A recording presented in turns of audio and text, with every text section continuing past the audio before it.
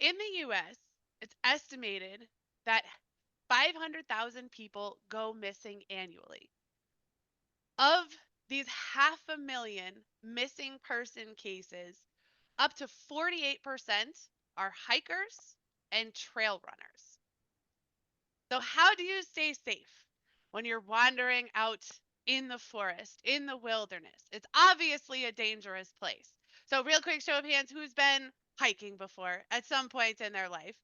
Probably, yeah, probably everyone. And what are some real quick ways in the chat that you can stay safe when you're hiking, when you're out in the woods?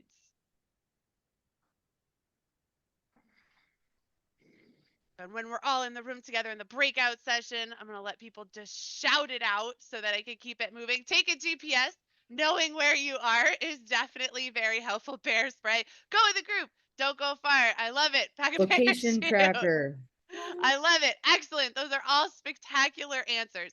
And it really comes down to three main things. So you definitely want to bring some kind of map. You need to know where you are, where you're trying to get to, and the possible routes to get there. You want to stay on the trail. Don't wander off and go into uncharted territory where it's going to be harder for someone to find you if something does happen. And then finally, this one came up in the chat. Stay in contact, whether it's hiking with a buddy, bringing someone with you, having your cell phone, having some sort of extra gear if you know you're going out of cell phone range, or at least making sure that someone knows where you should end up when. And if it's a really intense hike, you probably want to bring a guide with you along the way. So these are all things that we all know. And this next slide is going to blow your mind. We're not actually talking about hiking. It's a metaphor for today. But I feel like a lot of times when people are looking at their path and at Toastmasters, they're thinking of these really large goals. So the goal of communication is the Appalachian Trail. It's a massive forest to navigate. Leadership is the Rocky Mountains. And speaking, whether it's impromptu or professional or just prepared speaking for your job, is the Amazon rainforest.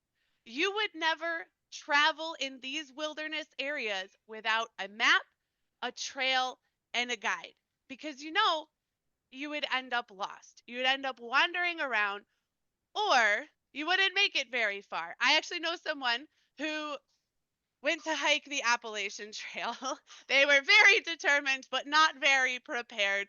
People tried to warn them that it maybe they needed to do some smaller adventures first, but they decided that they were going to do it. They packed for weeks. They came back in a day. So if we want to be successful in getting to our destination, we need to make sure we have our map and our trail and our guide. And that is what Pathways is in Toastmasters. So when you think about why you're here, why you showed up today, why you show up every Thursday, what is your Toastmasters goal? Your reason for being in Toastmasters? In the breakout session, I'm going to give people an opportunity to shout it out real quick, but for today, we're going to keep moving forwards.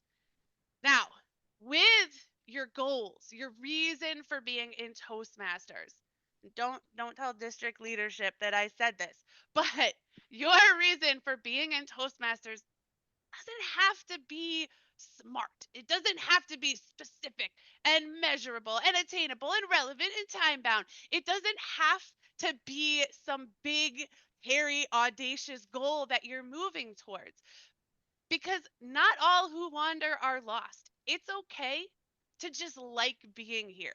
It's okay to like the people. It's okay to like to participate, to sharpen the saw, to show up and just be around in this positive atmosphere. I find a lot of people who are struggling to connect with past pathways are often veteran members.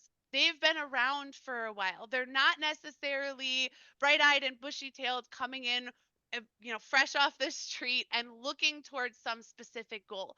They just love Toastmasters. So what I would offer if that resonates with you is that you have the opportunity to be a guide, to be a role model, to demonstrate your wisdom for the next generation because we need you. If you have decades of experience, I want to see you speak. I want to be able to watch what you're doing, to diagnose that, and to learn for myself from your past experiences. So, as we go through this next part of the conversation over the next 45 minutes or so, I'd like to give you that perspective because that's really what it all comes down to with pathways.